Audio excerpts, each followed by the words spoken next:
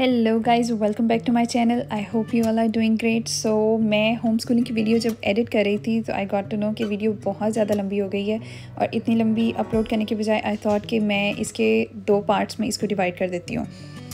तो अगर आप इस वीडियो पे पहले आए हैं तो आई वुड सजेस्ट कि आप पार्ट 1 पर पहले जाएँ, उसको देखें ताकि आपको होल सिनेरियो का एक दफ़ा आइडिया हो जाए और फिर इस वीडियो पे आएँ। एंड या वीडियो एंजॉय करें and let me know your comments.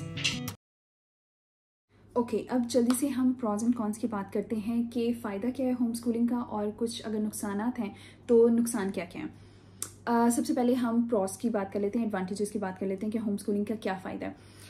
पहला आता है कि ऑब्वियसली फ़ीसेस आप वो उतनी ज़्यादा हैवी फ़ीसेस नहीं पे करते। कई स्कूल्स हैं जो आप हॉलीडेज़ पे भी हो तो you have to pay the fees even on holidays as well, तो वो हैवी फीसेस से आप लोग बच जाते हैं। उसके बाद क्या होता है कि फ्लेक्सिबल स्केजुअल है। आप गार्डियन या फिर पेरेंट्स अगर बच्चों को होम स्कूलिंग करवा रहे हैं तो वो अपना स्केजुअल अपने मुताबिक सेट कर सकते हैं। बच्चों को वो जब चाहे पढ़ा सकते हैं और अगर उन्होंने हॉलीडेज़ पे जाना है, वो कुछ भी करना है, तो वो स्केजुअल जो है बहुत ज़्यादा फ्लेक्सिबल हो जाता है, which is feasible for everybody. उसके बाद आता है कि आप बच्चों को वो सब पढ़ा सकते हो, डिफरेंट एक्टिविटीज़ करवा सकते हो जो कि आप समझते हो कि आपके बच्चा उन चीज़ों में ज़्यादा इंटरेस्टेड है। आप उनको डिफरेंट एक्टिविटीज़ में इन्वॉल्व कर सकते हो। आप उनको जिमनास्टिक्स सिखा सकते हो, आप उनको पियानो क्लासेस सिखा सकते हो, आप उनको गिटार सिखा सकते हो, आप उनको स्पोर्ट्स, डांसिंग और कुछ भी दूसरी एक्टिविटीज़, फुटबॉल आप करवा सकते हो, क्रिकेट करवा सकते हो। उसके अलावा और रियल लाइफ स्किल्स, आप उनको टेक के कोर्सेज करवा सकते हो जो कि रियल लाइफ लर्निंग्स हैं, जो कि आपको लगता है कि आप वो डिफरेंट चीज़ों को अगर आप करवाओ, थोड़ा थोड़ा आपको आइडिया हो जाता है कि बच्चा जितनी चीज़ों को वो पकड़ेगा उतना उसको आइडिया होगा कि वो किस चीज़ में ज़्यादा इंटरेस्टेड है और किस चीज़ से वो जल्दी बोर हो जाता है और उसमें उसको नहीं जाना। तो ये एक है कि आप उनको डिफरेंट एक्टिविटीज़ में इन्वॉल्व करके आप उनका इंटरेस्ट बहुत अर्ली स्टेज पे पिक कर लेते हो और फिर उस चीज़ में उनको ज़्यादा से ज़्यादा काम करवाते हो, रादर देन कि आप उनको होमवर्क में और बस किताबी कीड़ा बने रहो और बस लगे रहो पढ़ाई की तरफ, उस चीज़ों पे लगाते रहो। उससे बेहतर है कि आप उनको डिफरेंट एक्टिविटीज़ में इन्वॉल्व करो। फिर उसमें ये है कि you are also learning with kids. आप, क्योंकि अब हम इस स्टेज पर हैं, हम अपने बच्चों का अगर देखें तो हम बच्चों के साथ सीखेंगे। बच्चे तो सीख ही रहे हैं, लेकिन उनको सिखाने के लिए पहले पेरेंट्स खुद सीखेंगे। तो उससे क्या होगा कि आपका लर्निंग का प्रोसेस, और मुझे लगता है कि वाकई लर्निंग का जो प्रोसेस है वो कभी भी ख़त्म नहीं होना चाहिए किसी के लिए भी। अगर आप ये समझना शुरू कर दो ना कि बस मैंने तो अब अपनी एजुकेशन कंप्लीट कर ली, जितना मैंने पढ़ना था, जितना मैंने सीखना था सीख लिया, अब मुझे और कुछ सीखने की ज़रूरत नहीं, वो I think is the moment when you start falling down and down and down. क्योंकि the process of learning should never stop. आप, doesn't matter how old you get, there is so much to learn in this world. और आप जितना सीखते रहोगे आप उतना अपने आप को अपडेटेड रखोगे चीज़ों के साथ। पेरेंट्स को चाहिए कि वो सिर्फ इसी तरह हमारे यहाँ स्पेशली जो हाउस वाइफ्स होती हैं वो अपने आप को बिल्कुल कट ऑफ कर देती हैं। लाइफ में क्या हो रहा है, लाइफ में कौन सी टेक्नोलॉजी आ रही है, लाइफ में कौन सी अपग्रेड चीज़ें हो रही हैं, उनको इन चीज़ों का आइडिया नहीं होता। तो बहुत सारे बच्चे मैंने देखे हैं जो कि अपनी मामा को कह रहे थे, मामा आपको नहीं पता। बाबा को वो ये सब नहीं कहते क्योंकि उन्हें पता है कि वो रोज़ बाहर जा रहे हैं, वो ऑफिस जा रहे हैं, वो लोगों से मिल रहे हैं, तो उन्हें अगर उतना आइडिया नहीं भी है लेकिन फिर भी उन्हें चीज़ों का आइडिया होता है। तो वो बाप को ऐसे डायरेक्ट नहीं बोलते, लेकिन जो हाउसवाइफ्स होती हैं, अपनी मदर्स जो होती हैं, उनको क्योंकि उन्हें पता है कि घर में ही रहती हैं, सारा दिन घर के काम करती हैं, इनको क्या पता बाहर क्या हो रहा है, क्या चीज़ें आ रही हैं, मामा जी आपको क्या पता, आपको मैं क्या बताऊँ। तो आई थिंक उन चीज़ों से बचने के लिए पेरेंट्स को, स्पेशली मदर्स को भी चाहिए कि वो अपने आप को इन्वॉल्व करें डिफरेंट चीज़ों में। तो होम स्कूलिंग में ये है कि अगर उन्होंने अपने बच्चों को सिखाना है तो वो खुद भी सीखेंगी, तो उससे उनकी लर्निंग भी होगी, they will also become better and overall society will flourish. उसके अलावा ये कि ऑब्वियसली आपकी रूटीन बहुत ज़्यादा टफ होगी और मैं इसको एक एडवांटेज इसलिए समझती हूँ क्योंकि जितनी ज़्यादा रूटीन टफ होगी, टफ सिचुएशंस में ही आप ज़्यादा पॉलिश होकर निकलते हो, तो वो आपको और ज़्यादा बेहतर इंसान बनाएगी। क्योंकि हर चीज़, जो अच्छी चीज़ आपने अचीव करनी होती है उसके लिए आपको मेहनत करने की ज़रूरत होती है। हर चीज़, specially you know raising kids is not at all easy, लेकिन वो आपको एक बेटर पर्सन बनाने में हेल्प करता है, मुझे ये लगता है। Just like eating healthy is not at all easy. आप जंक देखते हो, आपका दिल करता है जंक फूड खाएं। इसी तरह हर एक्सरसाइज करना is not easy, but it is helpful for your body, it makes you feel better about your self. तो इसी तरह एजुकेशन भी आप खुद करोगे, टफ सिचुएशंस होंगी, आपका स्केड्यूल और ज़्यादा टफ होगा, but it will polish you and makes you a better person in return. That's what my opinion is, that's what I feel. और इसके अलावा किड्स का इंटरेक्शन और उनका रिलेशनशिप आई थिंक पेरेंट्स के साथ जो है वो और ज़्यादा बेटर होगा, क्योंकि they will be spending most of their time with their parents. तो उनकी जो रिस्पेक्ट लेवल है, उनका जो क्या कह सकते हैं कि एक जो कम्युनिकेशन गैप आ जाता है जब आप स्कूल्स में जाते हो, आपके नए दोस्त बनते हैं और आप उनके साथ इंटरेक्शन करते हो, आप उनके साथ प्लान्स बनाते हो, तो पेरेंट्स और बच्चों में बहुत ज़्यादा एक कम्युनिकेशन गैप आ जाता है और वो इतना ज़्यादा एक दूसरे को अंडरस्टैंड नहीं कर पा रहे होते। बच्चों को लगता है कि पेरेंट्स हमें समझ नहीं पाते, पेरेंट्स को लगता है कि बच्चे हमें समझ नहीं पा रहे या हम इन्हें समझ नहीं पा रहे, क्या हो रहा है। तो आई थिंक जब आप साथ में लर्न करोगे, आपकी वैल्यूज़ सेम होंगी, आपकी रिलेशनशिप जो है वो बहुत ज़्यादा इम्प्रूव होगा अपने बच्चों के साथ।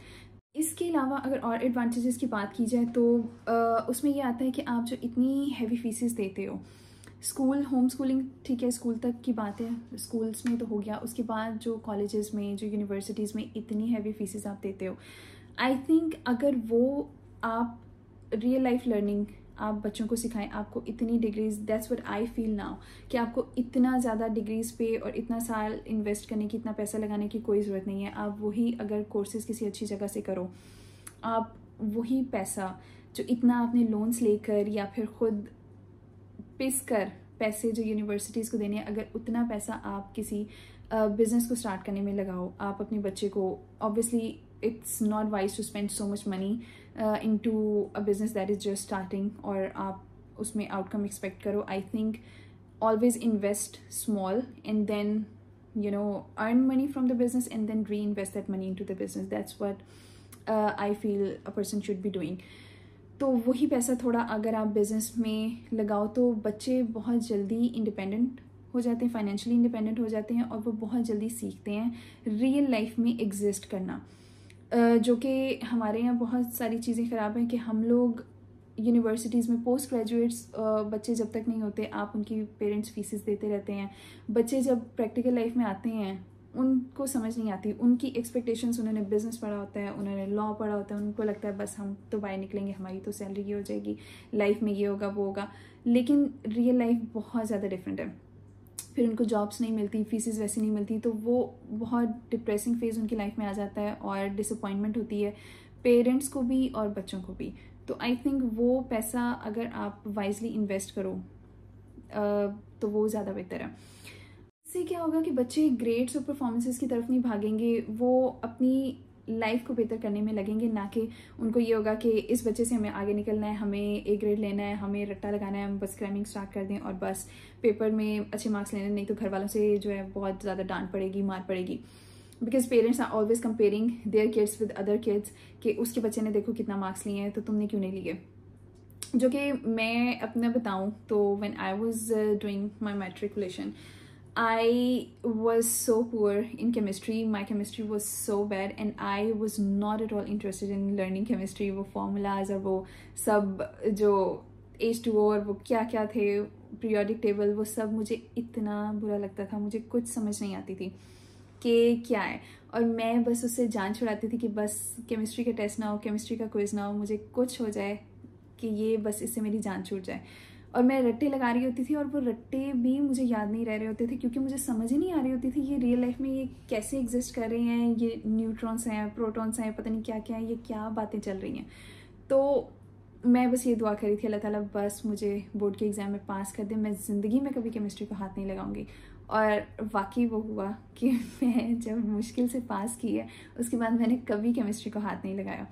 थैंक गॉड मेरे पेरेंट्स ने मुझे फोर्स नहीं किया कि तुम्हें डॉक्टर बनना है, जो कि मामा ने स्टार्टिंग में कहा था कि तुमसे कम नंबर वाली बच्चियां एफएससी कर रही हैं, वो मेडिकल जा रही हैं, और तुम जो वो तुमने अपनी फील्ड चेंज कर ली है, तुम कॉमर्स जा रही हो, कॉमर्स मत करो, ये तो इतने कोई पढ़ने वाले बच्चे नहीं करते।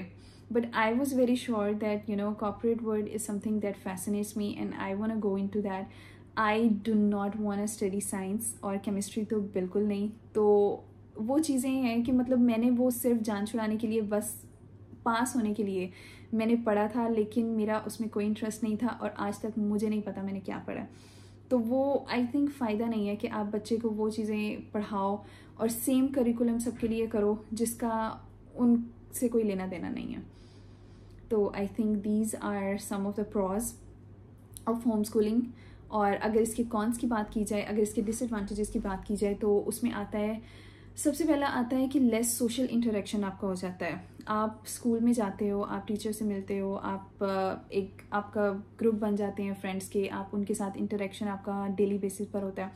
होम स्कूलिंग में ये है कि वो इंटरेक्शन थोड़ा कम हो जाता है, जिसको ऑब्वियसली टैकल किया जा सकता है अगर your parents are involving you in different activities. आप अगर जिमनास्टिक्स में वो आपको ज्वाइन करवा रहे हैं, अगर वो आपको स्विमिंग क्लासेस में ज्वाइन करवा रहे हैं, अगर वो आपको पियानो क्लासेस में ज्वाइन करवा रहे हैं, तो इस तरह की क्लासेस में you will interact with the kids which are in same interest as you. तो सोशल इंटरेक्शन बढ़ जाता है even when you are doing home schooling. लेकिन हाँ, it is less as compare to you know when you go a traditional school. तो एक ये चीज़ है। उसके बाद डिसएडवांटेजेस में, मतलब ये हैं disadvantages, but I don't consider them कि वो इतने ज़्यादा कोई बाकी इसमें कंट्रीब्यूट करते हैं, क्योंकि आई थिंक इट वेरीज और आपके पेरेंट्स आपको ग्रूम करके ये सारी चीज़ें ओवरकम कर सकते हैं। पर्सनली मैं होम स्कूलिंग के साइड पर हूँ, जो कि मैं अपना फीडबैक एंड पे देती हूँ। तो इसमें ये है कि कॉन्फिडेंस, एक ये पॉइंट आ जाता है कि कॉन्फिडेंस आपका लेस होता है क्योंकि आपका इंटरेक्शन लोगों के साथ कम होता है, आप सोशल कम होते हो, तो जो सोशल कम होता है उसमें थोड़ा सा कॉन्फिडेंस कम हो ही जाता है।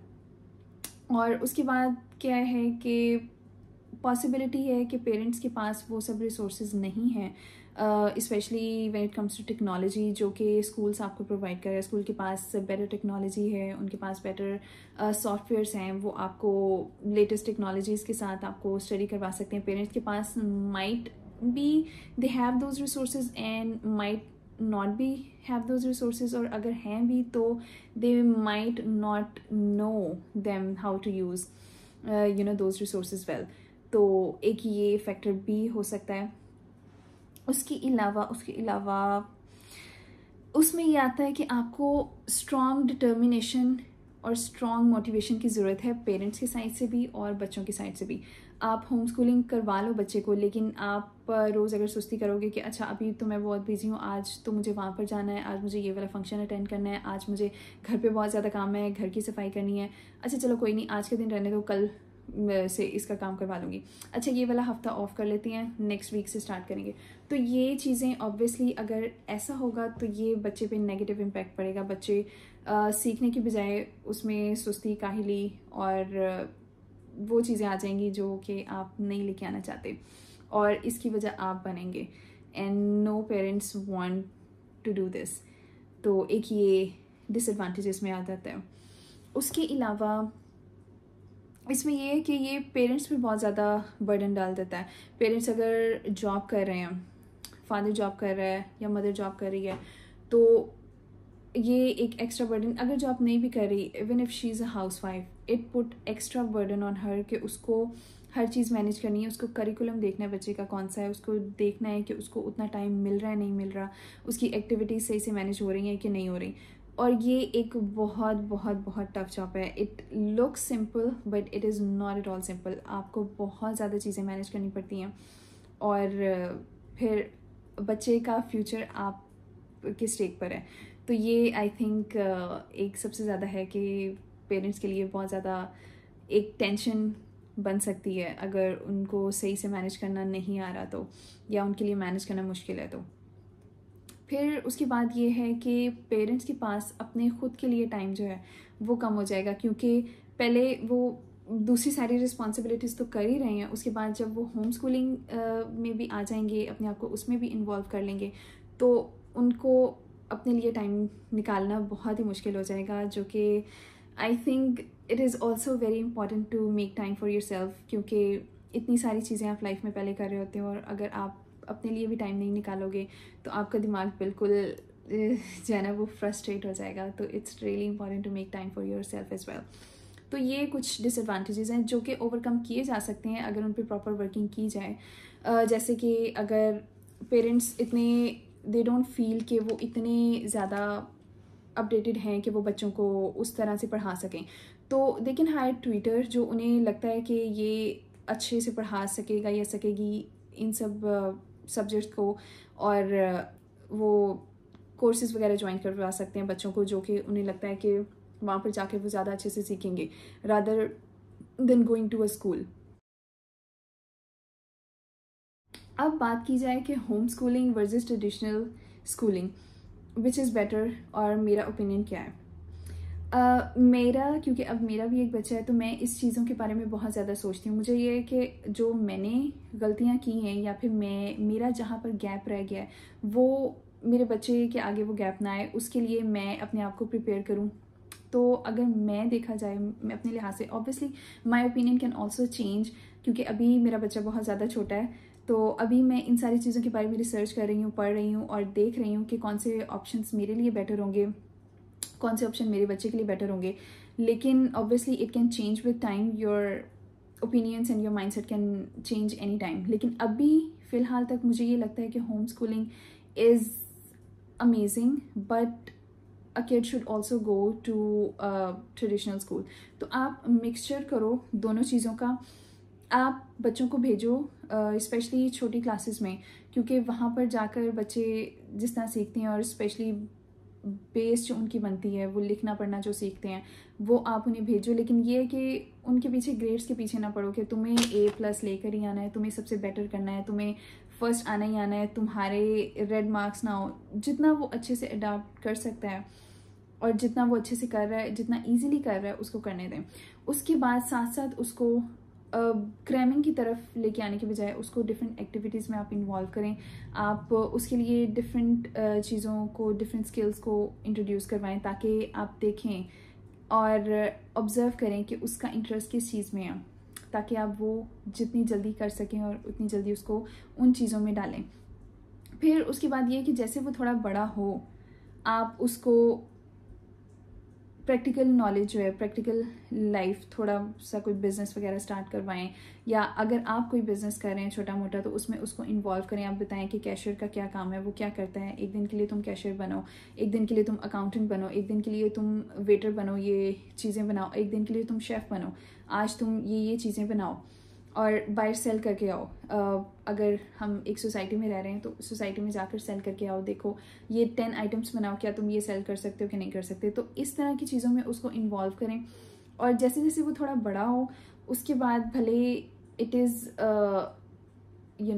पेरेंट्स चॉइस और बच्चों की म्यूचुअल चॉइस होनी चाहिए। Either they feel that they can home school and if they can they do it better than going to a traditional school. तो ये सारी चीज़ें देख कर उसके बाद डिसाइड करें। बट अर्ली ईयर्स में आई think it should be a combination of both. That's what my opinion. अगर तो आप डिग्री से सब कुछ कर सकते तो जितने भी बिलियनर्स हैं most of them are drop outs.